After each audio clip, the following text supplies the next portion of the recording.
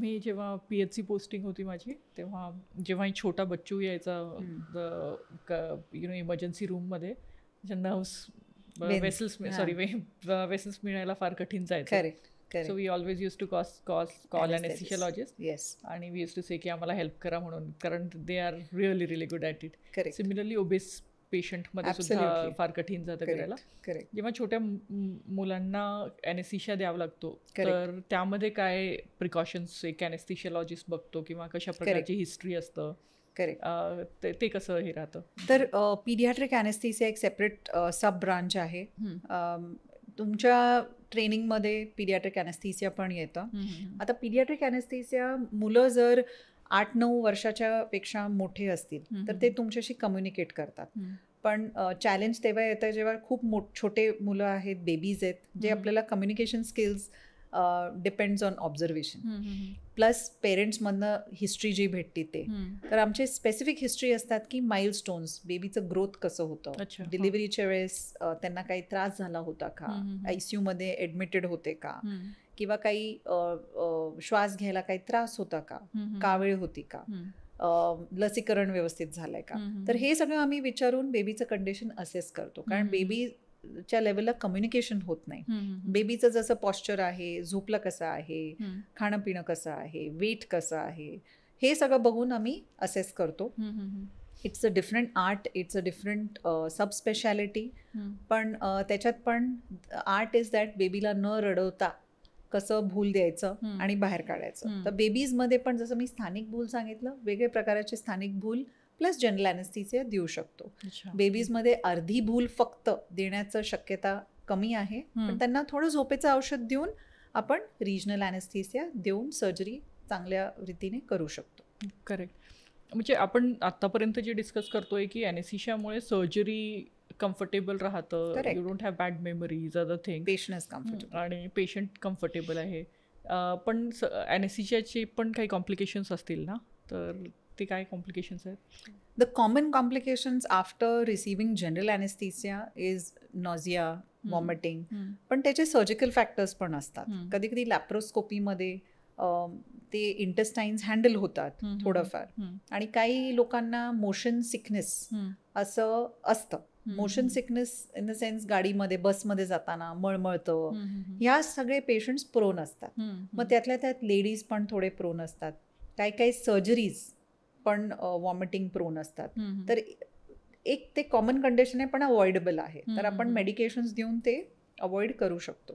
पण जर तुम्ही हे एक्सप्रेस केलं अनेस्थेटिस्टला, तर ते अजून एक मेडिसिन किंवा 2 मेडिसिन त्या कंडिशनला, वॉमिटिंग अवॉइड करायला देऊ शकतो. Common other things as such side इफेक्ट्समध्ये, समजा आपण पाठीची भूल दिली, पाठीच्या भुलीनंतर साधारण 1 दिवस आपल्याला रेस्ट केलेलं चांगलं राहतं. काही लोक बसतात, परत पाणी घेत नाही, पाणी पित नाही, आणि रुटीन ॲक्टिव्हिटीज परत चालू करतात.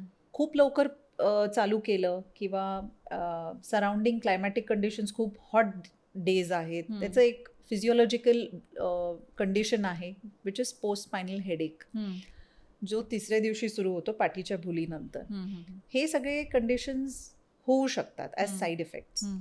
But long term side effects असे नसतात. जर तुम्ही अनेस्थेटिस्टचा ॲडवाईस जर घेतलं आणि ॲडिक्वेट रेस्ट घेतला, इवन आफ्टर हाफ ॲनेस्थेसिया और स्पायनल ॲनेस्थेसिया, तर हे सगळे अवॉइडेबल आहेत. सो असं long term impacting complications are very few with anaesthesia practice. आणि जर रिस्की मेडिकेशन चालू आहेत, ब्लड थिनर्स, त्या कंडिशनमध्ये आपण हाफ ॲनेस्थेसिया देत नाही. ते आपण चेक करतो कोणची गोळी आहे, ती बंद केली आहे का, हे सगळं विचारूनच आपण पुढे जातो.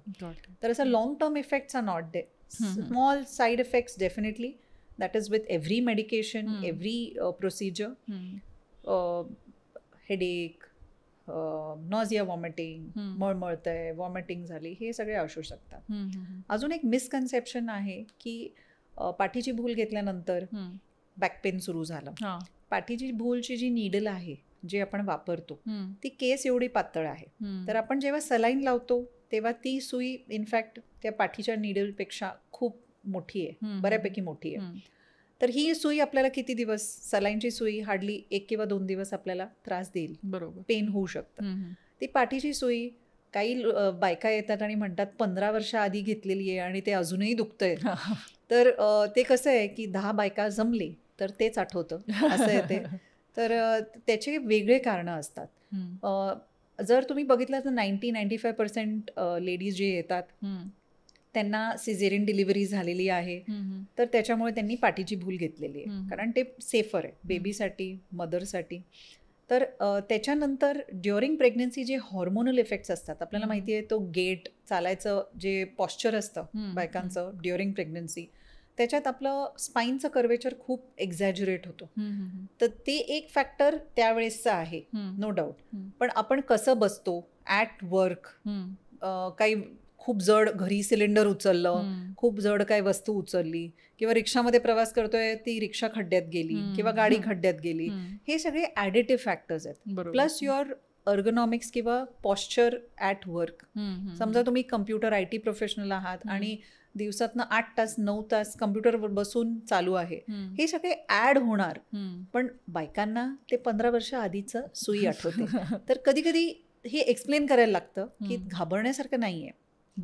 पाठीची भूल दिली की कमीत कमी 1 दिवस तुम्ही रेस्ट करायचा आहे, कारण ते 2-3 तास पाठीचे मसल्स पण वीक होतात. त्याच्यात तुम्ही जर स्ट्रेन केलं तर ते पेन होऊ शकतं काही दिवसांसाठी.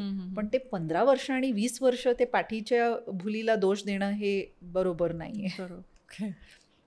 त्यात एक गोष्ट आठवली मला की लोकल एनेस्थेशिया जेव्हा आपण देतो ना, तर काही लोकांना वेळ लागतो to get into the mode of anaesthesia. आणि that is very subjective, right. प्रत्येक व्यक्तीचं वेगळं राहतं ते की त्याला किती वेळ लागतो सुन्न व्हायला तीच पूर्ण जागा.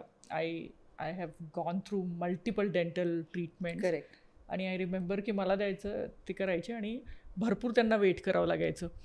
तर was the reason for that? कारण लोकल एनेस्थेशिया बऱ्याचशे आजकाल कॉस्मॅटिक प्रोसिजरसाठी यूज करतात, scalp procedures for hair treatment and all, त्यामध्ये लोकल एनेस्थेशिया यूज करतो. लोकल एनेस्थेशिया जेव्हा आपण देतो तेव्हा आपल्याला वजनाच्या प्रमाणे द्यावं लागतं.